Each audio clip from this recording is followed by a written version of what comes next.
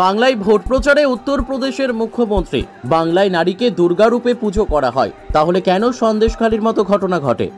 লোকসভা নির্বাচনকে সামনে রেখে বীরভূমে প্রচারে এসে মমতার সরকারকে প্রশ্ন করলেন উত্তরপ্রদেশের মুখ্যমন্ত্রী যোগী আদিত্যনাথ।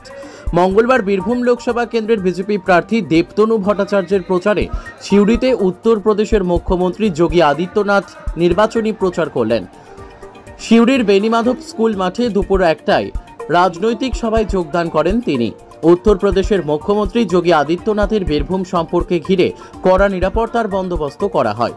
বাংলায় 42টি লোকসভা আসনের মধ্যে 35টি টার্গেট কেন্দ্রীয় বিজেপি নেতাদের।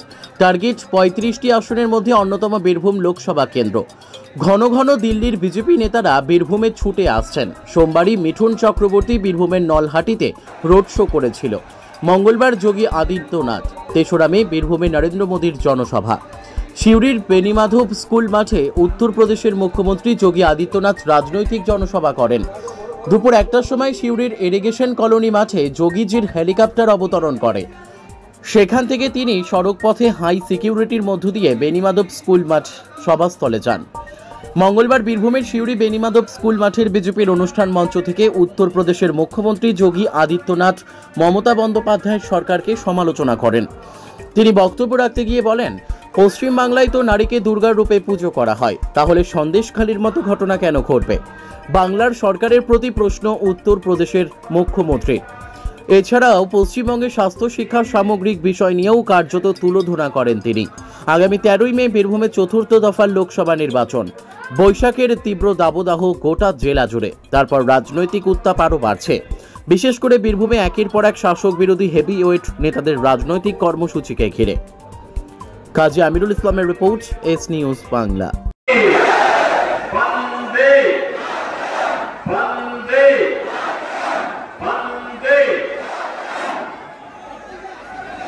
भारत की सभ्यता, संस्कृति और संस्कारों की भूमि, जिसने देश को अनेक आध्यात्मिक गुरु, महान वैज्ञानिक, तत्वचिंतक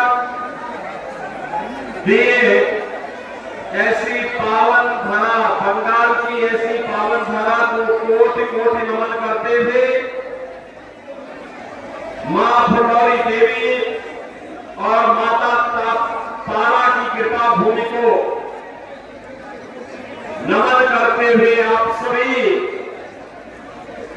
बहनों और भाइयों का मैं आज की इस चुनावी सभा में हृदय से अभिनंदन करता हूं, स्वागत करता हूं। राज्य की सत्ता के द्वारा बेसब्री के साथ उन्हें प्रश्रय दिया जा रहा हो, यह देख करके मन दुखित होता है। और उन सभी महापुरुषों का, उन धर्मगुरुओं का, उन क्रांतिकारियों का हृदय भी दुखित होता होगा जिन्होंने सोनार बांग्ला की कल्पना की थी। बहनों और भाइयों, आज जब 2024 के लोकसभा चुनाव के 24 चरण के लिए संग्राम करने के लिए मुझे वीरभूमि में आने का अवसर प्राप्त हुआ है, तो मैं पूछना चाहता हूं यहाँ की तृणमूल कांग्रेस को और इंडी गठबंधन के साथ दिल्ली में सहयोग करने वाले, कांग्रेस के सहयोग करने वाले कम्युनिस्ट और तृणमूल कांग्रेस से मैं पूछना चाहता हूं, भारत के विभाजन का आधार क्या था? और क्या ये सच नहीं कि जिन कारणों से 1947 में भारत का विभाजन हुआ था, वही परिस्थिति आज कांग्रेस, तृणमूल कांग्रेस और कांग्रेस का इंडी गठबंधन फिर से देश के अंदर पैदा करना चाहता है, बंगाल के अंदर पैदा करना चाहता है। ये जनसांख्यिकी असंतुलन, डेमोग्राफी को चेंज करने का जो कुछ प्रयास हो रहा है, मुझे देखकर आश्चर्य होता है। वीरभूमि पार्लियामेंट्री कॉन्स्टिट्यूएंसी में 3 असेंबली कॉन्स्टिट्यूएंसी भी है जिसकी डेमोग्राफी पूरी तरह चेंज हो चुकी है, और मात्र 4 ऐसी हैं जो मात्र जहां पर हिंदू बाहुल्य है। बहनों और भाइयों, हम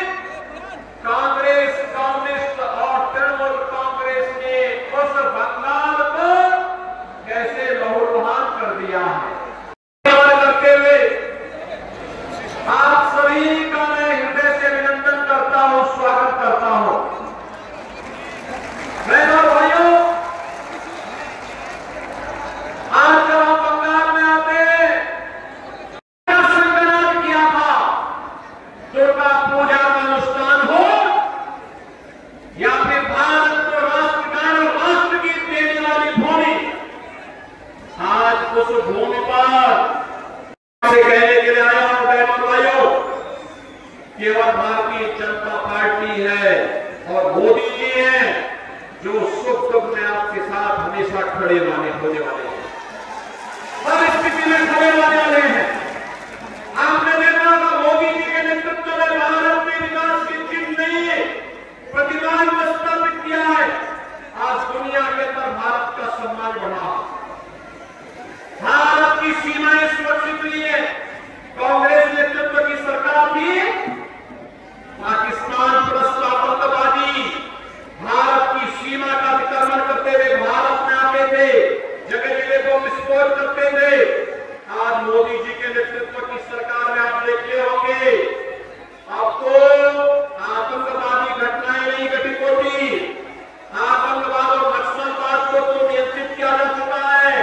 लेकिन अगर कहीं पटाखा भी जोर से फूटता है तो सबसे पहले पाकिस्तान सफाई देता कि मेरा हाथ नहीं है, क्योंकि पाकिस्तान को मालूम है कि अगर कोई घटना गलती से भी हो जाए तो उसको लेने के देने पड़ जाएंगे, क्योंकि ये नया भारत है और मोदी जी के नेतृत्व में नया भारत किसी को छेड़ता नहीं है, लेकिन अगर कोई छेड़ता है तो फिर उसको छोड़ता भी नहीं है। और इसलिए मैं आपसे कहने के लिए आया हूं, यहां पर इंफ्रास्ट्रक्चर का कार्य मोदी जी के नेतृत्व में IIT, IIM, AIIMS, highway, railway, metro, IIT, NIT, world class university, हर घर नल की योजना, ये सभी मोदी जी के नेतृत्व में आज तेजी के साथ देश के अंदर इसको लागू किया जा रहा है। और बंगाल में तो तृणमूल कांग्रेस की सरकार मोदी जी की योजनाओं को जबरन रोकने का कार्य करती है, अन्यथा पूरे देश के अंदर 80 करोड़ लोगों को फ्री में राशन देने का काम पिछले 4 वर्ष से मोदी जी की सरकार कर रही है। बहनों भाइयों, 60 करोड़ लोगों को 5 लाख रुपए की आयुष्मान भारत में स्वास्थ्य बीमा का कवर मिल रहा है। 50 करोड़ गरीब लोगों के जनधन अकाउंट खोल दिए गए। 12 करोड़ किसानों को प्रधानमंत्री किसान सम्मान निधि का लाभ मिला। 12 करोड़ गरीबों के घर में शौचालय बन गए। 10 करोड़ गरीबों को उज्ज्वला योजना का रसोई गैस का LPG का कनेक्शन मिल गया और 4 करोड़ गरीबों को बहनों भाइयों प्रधानमंत्री आवास योजना का लाभ मिला। मेरे उत्तर प्रदेश में अब तक लगभग 57 लाख गरीबों को एक मकान दे दिया PM आवास योजना में। बहनों भाइयों, बंगाल की सरकार नहीं देना चाहती। बंगाल की सरकार उसी कार्य को करती है जिसमें इसको कमीशन मिलती हो, और इसीलिए वह कार्य नहीं करेगी, करने नहीं देगी। इसके लिए आवश्यक है कि वीर भूमि को नाम के अनुरूप भारतीय जनता पार्टी को विजयी बना करके भेजिए। मोदी जी ने कहा है आत्मनिर्भर भारत और विकसित भारत की संकल्पना को साकार करेंगे। आत्मनिर्भर भारत